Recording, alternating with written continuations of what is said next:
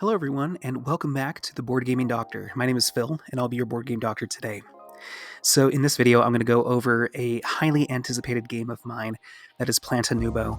This is a 2023 design by Mike, Ode, and Uwe Rosenberg. And if you are a stranger to my channel, or if you're not a stranger, I suppose, you would know that I love Uwe Rosenberg games. They are my favorite, and so this is another reason why I was so excited to play this game. This game is not shown here, but it is produced in the United States by Devere, or at least published and released.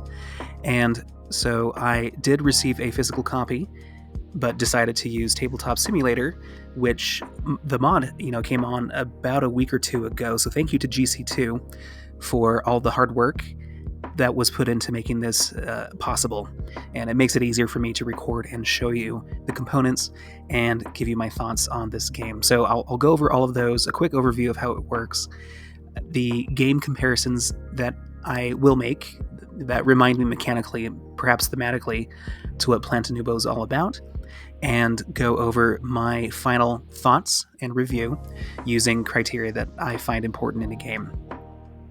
So zooming out, and just to prove that I did indeed purchase this, this is a tile that, or a custom insert that I've used for Tabletop Simulator that, I took a picture of the solo bot, which is the back of your player board. And you can see the components in the picture that I took. And so these are rough and dirty. You won't see these in the main build or mod for Tabletop Simulator, but this is how the AI works, I suppose. We'll get to this a little bit later. So this is Planta Nubo. Probably not a surprise to many of you who follow the latest hotness. This game, as mentioned before, has been out for a year. But in case you haven't seen this game or want a refresher of what this game is all about, you are essentially tending a kind of a solar punk type of garden. It's floating in the sky, and it's all about creating a sustainable and green energy source using these floating platforms to grow flowers and forests to provide oxygen, which gives you points, and whoever has the most oxygen points at the end of the game wins. You play this game over 4 rounds, as depicted and marked by this telescope, and you will do various actions throughout the game, such as gathering flowers, or at least doing actions that will let you gather these flowers to make deliveries to your own personal freight containers, as well as freight containers that are publicly delivered to. You do various things on your tableau, such as placing these polyomino tiles on to gain flowers. You also have these 1 square soil markers that you can also place flowers onto. And hopefully you create a bottom foundational tier in order to place another forest tile on top of that to gain income, as well as the ability to flip these over for points as well. In addition to all of that, you are moving a dice around this rondel and building this rondel out with cards that are collected from a market here. You have 2 types of cards. You've got the endgame scoring cards, which give you points in various ways, and the module cards, which give you extra actions that you are able to utilize throughout the game. The interesting thing about these cards is that they run on these tokens. Some of them are more ongoing type of effects with these batteries, whereas if you, for example, gain a module card at any time in the game, you gain a certain amount of points based off of how many of these these batteries are on it, versus one-time actions that you activate, such as this one. If you spent a action tile, or a standby tile is what they're called, then you get to activate this effect, which means you get to move your dice twice around, or 2 spots around this rondel. Some of them also offer abilities to store flowers away from the main tableau in order to gain points and to just clear up space for forests to be planted as well. And you can see some of these cards offer spots to collect them without the ability to score endgame points if you happen to have those flowers at the end of the game. There are other things that you have on your personal board as well, you have this bot charge rondelle that you can spend these bot points to do various things, such as use any bot charge as a wild tile or cube that you can use for a delivery. You can spend 2 of them to activate your actions twice, which I'll get to in a second, as well as progressing up this income track, or this, I guess it's an income track for points. You meet certain criteria that are listed here, which are variable from game to game, allowing you to gain points from income as well as bonuses, one-time bonuses, as you progress up that track. I'm not going to go into every single feature about the tableau or about the game, but to wrap it up, the crux of this game is utilized via these tiles that you place onto this blueprint map that is randomized at the beginning of each game, and you play them in between any one of these squares, at least, and that is touching a blueprint. So hence these rocks here that aren't legal placement for these action tokens. And so these different blueprint actions allow you to do certain things, such as gaining personal freight containers to delivering to those public ones, removing obstacles on your tableau to be able to place outforsts and flower tiles, etc., and soil onto it at a future time. More delivery options here. You get to activate one of your cards for free and gain soil tokens to your supply and then subsequently onto your board, and various things such as flipping over forest tiles, gaining bot charges, etc. So one quick note on the solo mode: you essentially flip over a tile and it tells you what action it prefers on the AI's turn, what tile it wants to utilize, and where to place it on the particular blueprint. The AI utilizes these different actions in a certain and unique way compared to how you would do as a player, and there's always the optional opportunity for an extra action to be taken if the bot uses a bot charge. There are different ways for the bot to gain extra points and progress up their own track as well for extra points, and there are increasing difficulties. The back of each player board or tableau, as mentioned before, has a certain difficulty from 1 to 4, and there are also different modes or variants that you can add on top of that for an even more challenging experience. In this particular go around, the bot scored about 46 points or so, and I got up to 67 points, and so this was at a level 2 baseline, and so it wasn't terribly difficult, but it was a learning game, so I may have made mistakes along the way. But that is essentially the game in a nutshell. I didn't talk about these crafting tiles. The very last action in a round, you'll take one of these actions, which are variable in the game, with the leftover action token that you have, and so on and so forth. And you rinse and repeat over 4 rounds, and that is the game. So let's get into some game comparisons. So here are 3 games that I would like to compare Planta Nubo to mechanically.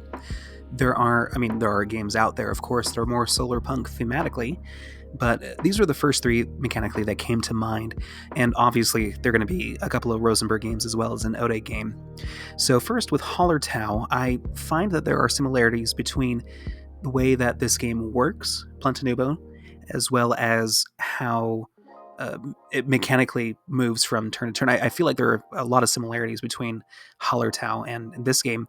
One, because just like in Hallertau, where you are moving boulders off of your personal tableau to progress your tableau further to get more points, so as in this game, you are getting the opportunity to use actions to move these boulders out of the way to gain space to be able to place more flower beds and forest tiles on it for additional points, as well as opportunities to place those forests down.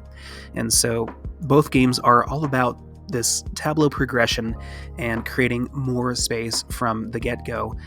In addition to that, with Hallertau, you are moving your tableau board, your community center, from left to right as you move these boulders, as well as certain buildings from left to right. You are essentially delivering resources to those buildings as you do in this game with these freight containers. There are, I believe, 6 different colors of flowers that you are trying to deliver to these freights, whether they are acquired personally or publicly here. As you make these deliveries, which I feel like is the main way that this game progresses for you, because not only do you clear up space from the flowers that you have planted, but you also get to move that dice around and allow for further actions and cards to be placed onto your tableau. And in Hallertau, it's similar, where you are using not only cards that are, individual and have different types of requirements that you need to meet in order to use them. They also help you progress, gain certain resources, points at the end of the game, and it's kind of like a delivery, resource generation and delivery type of experience. Now, it's different in Hallertau because you do have randomized cards throughout the game. In this one, you might be a little bit more deterministic in what you can deliver to. However, the it is kind of randomized to what colors are going to yield more rotations throughout your personal tableau. And so I suppose there is randomization to that, but the way that this game kind of progresses and kind of like, okay, I need to acquire more flowers of different colors and then deliver those to freights, it felt similar to how the cycle of the game of Hallertau felt as well. Quickly over to Feast for Odin. This game does not utilize a sprawling worker placement map, of course, and honestly, this whole worker placement, action selection drafting type of experience is unique to me, and so I don't have any direct comparisons to how this works. I'm sure there are other games out there, perhaps even by Ode and Mike, that represent this portion of the game. But A Feast for Odin felt in 2 ways similar to Planta Nubo. One, in the variations of cards that are found in this game, just like Hallertau, whereas Hallertau was more, the cards were more of the ways to fulfill orders in that game. In this game, just like in A Feast for Odin, you have a variation of cards that give you endgame points to pursue, or conditions to pursue for endgame victory points, as well as efficiencies that you can utilize for actions, whether they are just additional actions that you can take, or different ways to cleverly get to the what you want to accomplish on your turn, and in general, whether you can do it through the blueprint actions or not. And so it felt similar to the variation and the abilities that the cards offer in A Feast for Odin. And then, of course, there is the tableau building with polyomino tiles. I could use any Rosenberg game that is polyomino in nature, starting with A Feast for Odin and Patchwork, moving all the way up to his most recent games that utilize those mechanisms and tokens and pieces.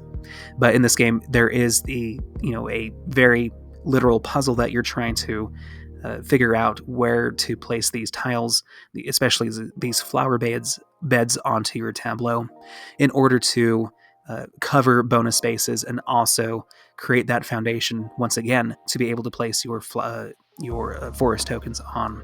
So it felt very similar to how you try to utilize different polyomino tiles in A Feast for Odin to progress your tableau. And then finally, Cooper Island. This is not a game that I've played, but this is a game that has been compared to multiple times to Planta Nubo, and I believe it's for the way that your personal rondel works in this game. I think it's very similar to how it works in Cooper Island, where you move around a tableau, activating certain cards along the way. You get to add cards to this tableau, making that rondel progress a little bit slower, but it offers the chance to utilize different cards in different sequences and ways, to spice up the game for yourself, make things more efficient, and also to make the game feel different every time. And so, it's kind of a puzzle as well, where you want to place these cards. It all depends, I feel, on where the dice is currently when you acquire those cards, whether you want to quickly activate it again and place it ahead of the dice, or if you don't, and if you'd rather wait for that card, like these endgame cards, to be behind the dice, to not hinder the progression that the dice will make to allow for additional tokens to be placed on these cards for further activations. And so I think that's very similar to how Cooper Island is played. So those are the game comparisons that I want to make, and let's go into the player reviews from Board Game Geek and what peers had to say, both positively and negatively, about this game. So what I did was I ran a bunch of comments that were made on this game into ChatGPT from Board Game Geek in the comments section. I took some of the more lengthy and insightful comments, both positive and negative, and kind of came up with this ChatGPT generated summary of what Planta Nubo is about, as well as what people say are the strengths and weaknesses of this game. So a lot of people comment on the unique mechanisms of this game, how puzzling it feels. The solo play is fairly easy to run, and the production of the game seems to be pretty good as well. However, for weaknesses, a lot of people had issues with the rulebook, a lot of back and forth with the organization of the book, as well as how lengthy it is. If you notice here, there are 32 pages to the rulebook in general, and so in overall, and that includes the solo play. So it is a lengthy rulebook, and more on that with my comments later. A lot of people felt like there was a lot of complexity to this game, a lot of fiddly bits to the way that the tableau works, the way that the rules play, the edge cases, etc. Some people didn't really feel connected to the theme, and because of the fiddliness and the amount of complexity that this game requires to play rules-wise as well as strategically, there was a lot of downtime and lack of accessibility to bring players up to speed. This is definitely a heavier game, more on the rule side as well as the strategic depth of this game as well. And understanding the administrative overhead of this game, basically needing to understand what all the icons mean and how certain edge cases for rules plays out as well, creates a lot of overhead to learn the game up front. And so, I mean, you can read this on your own time if you wanted to, but like for general consensus, people were given this rating about a 6 to 7.5 on average out of 10 on Board Game Geek, and I believe the overall rating right now that is weighted is like a 7.2 on Board Game Geek, so take that as you will. But let's get into my own ratings for this game. So getting into my review of Planta Nubo, here are the 10 criteria that I am using to rate this game for myself. And these are things that I find important in games, and I will get an overall score at the end of it. So let's start with the rules teach and streamlined play. Just going off of the get-go off the top of my head, I think the score that feels just about right is a 4. This game is heavy to learn. It is an extensive rulebook, and with the disorganization of this rulebook, it's just exceptionally tough to really wrap your head around. As I was playing this game, if you are familiar with a lot of these mechanisms, then you do have some sort of a scaffolding to fall back on. But unfortunately, this game has a lot of back and forth when it comes to the rulebook. If I were to give you a comparison, I recently learned how to play Civolution, which is an equally heavy game with a big rulebook as well. However, I felt like I could read that rulebook from front to back, and I did not need to refer to it as often as I would with Planta Nubo as I played that game. And I feel like this kind of tags with streamlined play. Yes, there are icons in this game that allow you to understand what is going on at a visual level, but the icons don't give you all of the information that you need to know in order to just play this game after reading the rulebook once, which is an optimal thing to do. And of course, every game you're going to refer to the rulebook every now and then, but in this game, for example, I was in my learning game, and I did not realize that when you placed a soil tile or even the flower beds, you could place especially with the soil tiles, a random, or it's not a random, but a wild color of your choice, a type of flower, onto that soil bed. And I think it's buried in the rulebook somewhere, but it's not as easily intuitive just from the game itself, And so setting up this game too was kind of a nightmare, just because I didn't know to play it solo or to play it two player that the board would look different from how it is represented in the example page, which is for a four-player game. So it did take a lot longer for me to understand this game, despite my background in Rosenberg games as well as uh, Euro games in general. And so it wasn't a very enjoyable uh, you know situation to or experience to learn this game. Skill expression, how very variable and deep can the strategy be in this game? I think it could. I think it could be okay. I'll give it a 7. I think the way that you play this, actually a 6. Let's go for a 6. There are different ways to score points in this game, and I feel like the cards that are offered in the market of cards that you're going to draw from, as well as your own personal goals that you're trying to ascend, can give you some guidelines. And I think that is important to do. Is there a way to really score points that is aside from those guidelines that are given to you based off of the cards, as well as what's in front of you on your tableau? Uh, kind of, you can draft starting modules as well to add a little bit of complexity at the beginning of the game, as you understand this game more, to give you a something to jump off of and pursue from the get-go. But I feel like there's a lot of tactical decisions to be made, as the market is pretty dynamic. There is a variant where you can look through the cards or cycle through the cards twice as fast as you would in a normal game. And so there are a lot of tactical decisions. And to me, it felt like, as opposed to the tactical nature of a lot of other Rosenberg games, I feel like in those games you do have a base understanding of what you want to try to accomplish, and the tactical nature can really spice up the game and offer tantalizing, side avenues to gain further points. Whereas in this game, I felt like, in the future, it kind of rinses and repeats, right? You are pursuing the same things over and over again, just delivering flowers to freight containers, moving your rondelle, etc. Right? And so it's pretty straightforward what you're trying to accomplish, and you're just looking for really minute efficiencies along the way with the cards and the gold tiles that you're trying to pursue with. And so, it didn't feel like there was a lot of skill expression in this game, but there is some to react to what is being offered from round to round. The mechanism, uniqueness, and execution. I think it was pretty well executed. I'll give it a 7. Once again, the way that you draft actions in this game felt pretty unique, and so I think that carries the crux of what I feel is unique about this game.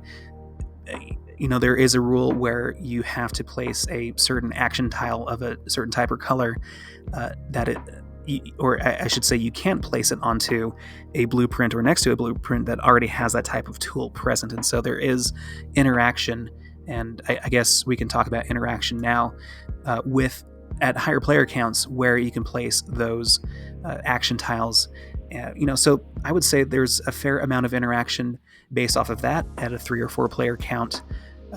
I guess the board, let's move it down to a 6, because the board does really accommodate a higher player count. And based off of my experience, which has been 1 and 2 players, it feels like the board is fairly open enough to allow you to take the actions that you want to do. It really only comes down to what action tile are you going to save for the crafting phase, and what kind of action would you like to take with that, right? And so there is enough interaction to beat your own opponent to certain cards from the market as well as certain actions, but you typically have a good alternative way to accomplish what you want to in this game. So it doesn't feel as tight as it might look, essentially. Thematic integration, I'll give it a... I don't want to be as biased as most people are, where they say this game, it does not feel very thematic at all, so I'll probably go for a 4. I I do enjoy the fact of like placing down. In the rulebook, it explains that you place down the soil and flower beds on the bottom to create a fertile environment for forests to be built up. Right? You're not really like you look at this cover. You're not really building a city or a sprawling environment for people to live in. You're essentially just tending a garden and creating forests and nothing more than that. And so this game, I do feel, focuses more on the mechanisms rather than the theme. And unlike other Rosenberg games where I feel like there's a lot of thematic and mechanical integration one with another, this game felt more leaned more towards the mechanical side than anything. There's plenty of variability. I think there are a lot of different cards that you will see throughout the game. You see, I would say about half of each deck if you're playing with the twice as fast variant when it comes to cycling those cards, and with the starting cards as modules as well to create an asymmetric start for your own tableau. The different types of tableaus each have different bonuses in different spots that allow for variability of play. The solo game has a lot of different challenging tiers to try it at, and so yeah, for variability and replayability, well, there's a lot of variability in this game. For replayability, I'll probably give it a 5 an average score, because once again, going back to that streamlined play and skill expression, it just didn't feel like I was doing much more different things from game to game, right? It felt like it was pretty much the same thing that is only spiced up by little things. It didn't feel as drastically different as a type of game like Civolution, like I played recently, and Newsford that I also brought back to the table and re-experienced. I feel like each game is variable, but also can really push yourself into different avenues and nooks and corners of the game to where your tableau looks a lot different. The amount of different things that you accrue from that game to game just felt more grandiose in those than it did in Planta Nubo. Fun factor, I'll give it a 6. I think it's fun to figure out the puzzle each time, and there are a lot of cool little combos that you can stack on top of each other. When you place a tile onto a bonus, you gain a certain type, and then you can gain all the flowers that you need to make deliveries on your turn or the next turn, etc. And so it flowed pretty well, but it's honestly wasn't the most fun experience. One, because of the rules complexity, and as well as the lack of replayability for me. The solo mode was pretty good. I'll still give it a 6 out of 10 because maybe a 7 out of 10. No, let's go back down to a 6. I did feel like the solo mode in particular was difficult. I always had to have the rulebook in front of me because even though there are icons to explain what each action does that is different and unique for the AI opponent, there are always edge cases as far as like how deliveries work, different conversions that you would make for flowers. And this kind of spoke to my overall experience that I felt like I was always forgetting something and always remembered something a couple of turns in the future as far as like what certain things did. I missed a certain sub action or a certain way that the AI would gain points here and there. So I showed my score earlier. I'm not very confident in that score because I felt like I made plenty of mistakes despite having already learned this game and played it before. So it's somewhat easy to utilize, but at the same time it's hard to, I think, utilize correctly. And then finally, strategic competitiveness. I'll probably give this a 5 as well. I think you can learn how to play this game pretty efficiently, but it's very tactical in nature, and there's a lot of randomness to what cards come out and what crafting tiles come out in what order, and it's all about grabbing the most efficient cards and tiles and action sequences as you can, rather than coming up with a baseline strategic pursuit from game to game that is spiced up with tantalizing different tactical offerings from here and there. It doesn't feel like an Arc Nova or an Agricola in the sense where as you play this game more and more, you get better at this game. I feel like the ceiling is lower in Planta Nubo than it is in those games, and you can probably maximize your efficiency pretty quickly, because it all really comes down to the tactical turn-by-turn strategy offerings that are in this game. It actually felt more in line with Hallertau, where I felt like even after like 10, 15 plays of Hallertau, even before then, the scores that I would be getting kind of plateaued. I could probably squeeze out a few extra points here and there if I played the game more, but there was a point where I felt like I understood what was going on with this game, and it was relaxing to come back to and revisit that puzzle. But I feel like Planta Nubo offers that same ceiling that you can probably get to pretty quickly when it comes to your score. But unlike Hallertau, which felt really relaxing and really cool to pull off different combinations with the cards that you have in your hand, once again, to harp on the complexity of this game, I felt like there was so much going on with the rules and with different phases. It kind of felt clunky.